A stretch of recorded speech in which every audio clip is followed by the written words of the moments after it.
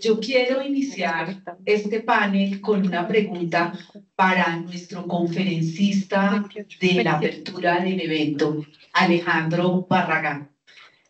Alejandro, en tu conferencia fue muy interesante cuando nos hablabas de dos temas particulares que yo quisiera unir. Nos hablabas de la innovación y nos hablabas de un nuevo humano. Él dice, sí. La pregunta sería, ¿cómo podemos nosotros empezar a ser esos, digamos, innovadores, esos que llamabas tú nuevos humanos, para aprovechar las nuevas tendencias y generar, digamos, iniciativas tan interesantes como las que tú nos presentaste? Gracias, Fabiola. La verdad que no me acuerdo del concepto del nuevo humano, que lo habíamos dicho así. Lo que pasa es que yo creo que a ver, el mundo está cambiando y está cambiando de una manera muy rápida, ¿sí? Y gerenciar una compañía hoy en día no es fácil porque la incertidumbre es muy complicada. O sea, hoy tenemos incertidumbre política, tenemos incertidumbre climática, tenemos incertidumbre económica, incertidumbre en todos los ámbitos. Entonces, esto fue una de las cosas que cuando escogí el colegio de mi hija fue lo primero que pensé. En 10 años o en 20 años, ¿qué es lo más importante para un niño? ¿Qué es lo más importante? ¿Qué herramienta le puede dar? Entonces, para mí, es todo el tema de la creatividad y la innovación, porque la persona tiene que reinventarse. El tema de la inteligencia artificial, el tema de todo lo que está viniendo, pues lo único que va a hacer es cambiarnos de posición, ¿sí? Entonces, el ser humano tiene que volver a ver de una manera diferente el mundo. No es un tema de habilidades solamente, es un tema mucho más allá, para mí es un tema más conceptual, ¿sí? La gente tiene que tener cosas más holísticas. Para mí ya un ingeniero eléctrico es valioso, pero un ingeniero eléctrico mezclado con un artista me parece muchísimo más valioso, que la mirada del mundo tiene que hacerse de una manera mucho más holística. Esa es un poco, digamos, mi forma de ver la vida cuando buscamos profesionales. Yo trabajo solo. Antes de la compañía que manejé otra compañía, era bastante grande y ahora pasé a una muy chiquita y nos cambió el paradigma. La gente de mi compañía, que es digital 100%, hoy hace de todo. El gerente comercial tiene que salir y mensajerear. El de marketing no solamente hace marketing, hace las comunicaciones y aparte de hacer las comunicaciones, hace las presentaciones. Entonces, ya un ser humano o una persona o un profesional que se dedique a una tarea y sea absolutamente experto en eso, creo que se está perdiendo el mundo de la creatividad donde puede concatenar diferentes mundos. En una conferencia que tuve la oportunidad de estar en Nueva York hace poco, estaba uno de los accionistas de Airbnb, el primer accionista de Airbnb, y decía, ¿por qué? Él era un hotelero antes, decía, ¿por qué me escogieron a ti, a mí? Yo soy el dueño de los hoteles boutique más grandes que hay, la cadena de hoteles boutique más grandes que hay a nivel mundial. ¿Y cómo la hice? Él decía, cuando yo quiero crear un hotel boutique, lo primero que voy es al puesto de revistas, miro qué categorías de revistas hay, y si hay una revista para motociclistas, creo un hotel para motociclistas. Entonces, para mí el tema de ver el mundo de una manera diferente, comer diferente, probar cosas diferentes, esa apertura mental hace que los profesionales lleguen a otro nivel. Todo eso que estamos viendo acá es un poco más de información, un poco, son herramientas, pero quien las aplica hoy es el ser humano. El ser humano es la base y el centro. El ser humano tiene que tener flexibilidad para moverse. Es un poco por ahí. Un poquito más de tiempo. Muchísimas gracias, Alejandro. Y aquí te quería preguntar, Juan Andrés, ¿cuál sería la importancia entonces de la neurociencia? ¿Tendría algo que ver con lo que decía Alejandro o es en otro ámbito? Bueno, muchas gracias por la pregunta. Creo yo que es algo complementario en realidad. ¿En qué aspecto? Uno, necesitamos datos, necesitamos reinventarnos, pero hay un aspecto importante y es saber qué tenemos en la cabeza. O sea, a mí me parece, digamos, que algo que me parece fundamental es que podemos tener mucha información, podemos tener mucho, de pronto, un conocimiento en cierto contexto y qué hacemos con eso, ¿verdad? El aspecto es qué hacer. Me parece que lo que dijiste ahorita me parece importantísimo. ¿Por qué? porque uno tiene que abrir la percepción del mundo, ¿verdad? El mundo no es plano, el mundo es supremamente amplio y las neurociencias nos ayudan a qué? No solamente a conocerlos mejor, sino obviamente a tener un patrón de comportamiento y conocerlo mejor y de esa manera mejorarlo, ¿verdad? A mi ejemplo, me llaman grandes compañías para que les ayude a tomar decisiones. Y me parece impresionante lo que yo hacía hace unos 15 años atrás y lo que hago hoy en día y el empoderamiento que se ha tenido en ese aspecto de tomar decisiones me parece inmenso. Hay gente que me dice, oiga, tan chévere que le paguen uno ese dinero por simplemente una decisión. Yo le digo, usted sabe que me estoy jugando absolutamente todo aquí, ¿verdad? Pero ¿por qué son efectivas? ¿Por qué? Porque hay un conocimiento interno, un conocimiento del contexto, una integralidad, un aspecto creativo, un aspecto de prácticamente absorber el mundo y de esa manera con las neurociencias solamente uno se puede empoderar muchísimo más, ¿verdad? Así que creo que por eso la importancia de las neurociencias, vuelvo a decir, no solamente lo que tenemos acá, es qué hacemos con ello y cómo lo proyectamos de una mejor manera. Muchas gracias. Francisco, vámonos al otro lado, vámonos al lado más técnico. Ya miramos, ya miramos, estábamos hablando un poquito del tema humano.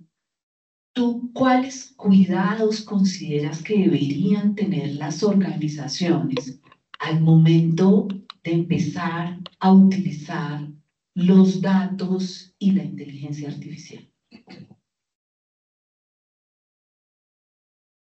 Yo creo que el principio que está buscando la legislación alrededor de los derechos humanos es el punto de partida.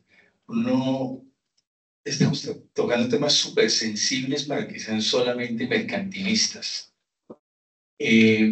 Con un manejo inadecuado de los datos se pueden conseguir manipulaciones, engaños, ¿sí? Y tenemos que proteger a las organizaciones desde el punto de vista legal, reputacional de que eso ocurra.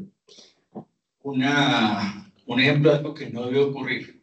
Una empresa aérea en Inglaterra vendía sus tiquetes baratos, y detectaba cuando había grupos familiares que estaban comprando los tiquetes baratos. Y a propósito, los ponía bien separados dentro del avión, manipulando los datos para hacer que compraran el upgrade que tuvieran puestos pegados, ¿sí? Entonces, claramente eso va en contra de los intereses de las personas. Entonces, si partimos de ahí, la organización, la estrategia, las estrategias de datos tienen que estar pensando en el individuo que va a cooperar y va a colaborar en la organización. Porque si lo hace con los empleados, lo puede hacer también con los clientes. Y ahí es cuando los riesgos reputacionales entran. Entonces, yo partiría de cuáles son esos derechos fundamentales del ser, ¿sí? Los datos de las personas, y de ahí construir los modelos de inteligencia artificial. Está muy interesante, Francisco. Pero mira, a mí me surge la duda hoy de las empresas que estamos en la punta de lanza, digamos, de los negocios, que estamos tratando un poco de desencajar las industrias. ¿Sí? Yo vendo energía con una plataforma, somos los primeros en Latinoamérica, y mi competencia es lo mismo, la regulación nunca está lista. ¿Sí? Y ahí siempre se rayan, como la regulación no está lista, se rayan bordes muy éticos cuando la competencia es fuerte. Entonces, pues, dar los consejos de cómo movernos cuando aún no está la regulación lista, no la vamos a esperar porque los buenos negocios están antes, ¿sí? Entonces, pero cómo tener una competencia adecuada, ¿sí? O sea, firme, ¿entiendes? Sí. Nosotros somos firmes, pero la competencia nuestra raya ciertos bordes, sobre todo el manejo de la información que nosotros... Sí, tristemente no siempre la competencia hace las cosas de la forma como uno quisiera. Pero tú lo mencionas muy cierto, hay una línea ética. Hace muchos años me enseñaron una frase que creo que puede ser un buen rector, y es el encabezado del periódico del día siguiente. Si tienes que tomar una decisión de la cual dudas, o una estrategia de la cual dudas, piensa qué pasaría si al día siguiente eso saliera en la primera página del periódico. Si te sientes orgulloso de esa decisión, éticamente está bien. ¿Sí? Si te daría vergüenza, tuvieras dudas, pues no lo hagas, porque ahí hay algo que no está sonando bien. Así la legislación, la regulación no lo diga, eso es la frontera ética de las decisiones. Siguiendo un poco con la parte del proceso, porque hemos hablado de personas, hemos hablado de la importancia de las estrategias, etcétera. Alejandro, en ese cambio que tú has dado a la organización a partir de la innovación que han tenido, hablaste de la inteligencia artificial, hablaste de las personas, ¿y qué pasa en la parte de los procesos? ¿Cómo ha impactado eso la organización? ¿Has tenido que tener muchísima más gente, menos gente diseñando los procesos? ¿Cómo es esa parte? Me parece súper interesante. Nosotros ya no tenemos procesos en la organización. La organización digital, para mí, no puede tener procesos porque no puede moverse rápido. Nosotros tenemos son líneas de comportamiento, sobre todo líneas de comportamiento ético. Si uno se quiere mover rápido, tiene que tener la flexibilidad de cambiar el proceso de un día para otro. Nuestra competencia se mueve muchísimo, sobre todo que nosotros somos una spin-off de una gran compañía, de una gran corporación energética que tiene unos procesos súper rígidos. Pero los clientes ya no quieren estar ahí, precisamente por eso, porque ya para el call center se demoran 5 horas en contestarles y 5 horas en trabajar su petición. La competencia nuestra viene del mundo digital, ¿sí? Maneja las cosas muy diferentes. Entonces hemos aprendido que parte de los procesos es más son líneas de acción.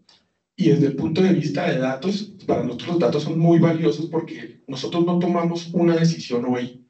Lo que les conté, la incertidumbre, digamos los 4 aspectos más grandes. Yo no tomo una decisión hoy, sino hemos corrido por lo menos 300, 400 o 500 escenarios. ¿Sí? Yo tengo que proyectar la energía que se va a comprar para el 26, 27, 28.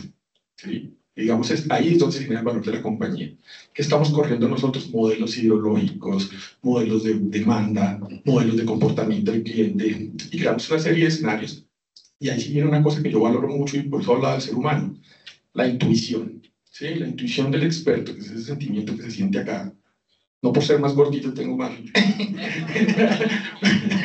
Mucha intuición, porque es un sentimiento que se tiene en la barriga. La verdad es que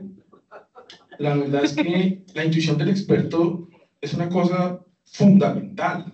Te crean 500 escenarios y tú miras cuál es el más probable, pero muchas veces tú dices, oye, después de 25 años de experiencia en el sector, uno dice, está bien, pero métele esta variable, métele esto. Entonces, los modelos nuestros se ajustan en media hora, ¿no?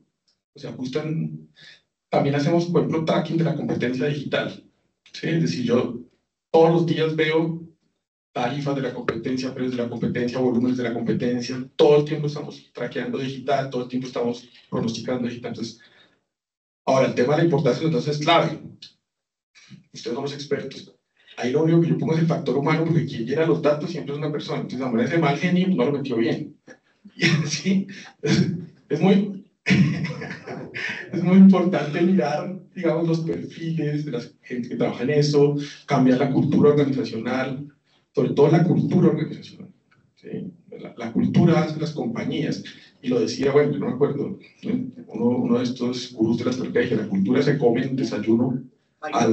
Michael Porter, la estrategia, ¿no? Entonces, crear cultura, metodología de pensamiento, ética, moral para ver los negocios y tener una información amplia, yo creo que hace que las compañías sean mucho más exitosas. Muchísimas gracias, Alejandro. La idea es que ahora vamos a ir al espacio de networking en que van a estar, pueden aquí aprovechar y hacerles más preguntas a Juan Andrés, a Alejandro, a Francisco, a Andrei, que también fue uno de nuestros conferencistas, a Cecilia, que fue otra de las conferencistas, a Juan Carlos Sillera. Y antes de irnos al networking, yo quisiera pedirles que realmente ese agradecimiento que me daba Ricardo a mí, y yo me tapaba la cara porque es que eso no es cierto. El trabajo no lo hace una persona, eso es pura carreta. Tenemos a Natalie. Natalie, quiero darte las gracias en nombre de todos nosotros. Natalia, ella es la monitora de los programas que mencionábamos, y la verdad, sin ella no estaríamos acá, ninguno de nosotros. Su trabajo fue fundamental. A Mariana y a Julián Vela y a Ángela Guerrón del equipo de comunicaciones, que han hecho un trabajo fundamental, muy certero, a Diana Torres del equipo administrativo que nos organizó ahora el refrigerio, la sala, todo, tampoco podríamos estar acá. A Juan Carlos Sillera, organizador todo el tiempo, trabajando de la mano de Beatriz Caicedo y Ricardo Munevar en organizar, como dice Ricardo, desde enero este simposio. Y obviamente a nuestros conferencistas, André, muchísimas gracias, Cecilia, Juan Andrés, Alejandro, Francisco, todos los demás que nos acompañaron, y por supuesto a todas esas personas que se conectaron, a la comunidad que hemos creado estos 5 años, que hemos logrado y que vamos creciendo cada vez un poco más de la mano, a nuestro vicerrector académico Osvaldo Castillo, que cualquier momento del evento yo siempre les decía, un momento que va a ser llamado a un amigo, Osvaldo, ¿cómo hago? Osvaldo, ¿qué hacemos? Y a nuestra rectora, Miriam, muchísimas gracias. Gracias por estar con nosotros. Gracias por permitir que podamos propiciar un evento como estos. Entonces, los invito al networking para que puedan aquí aprovechar y preguntar a todos. Muchísimas gracias.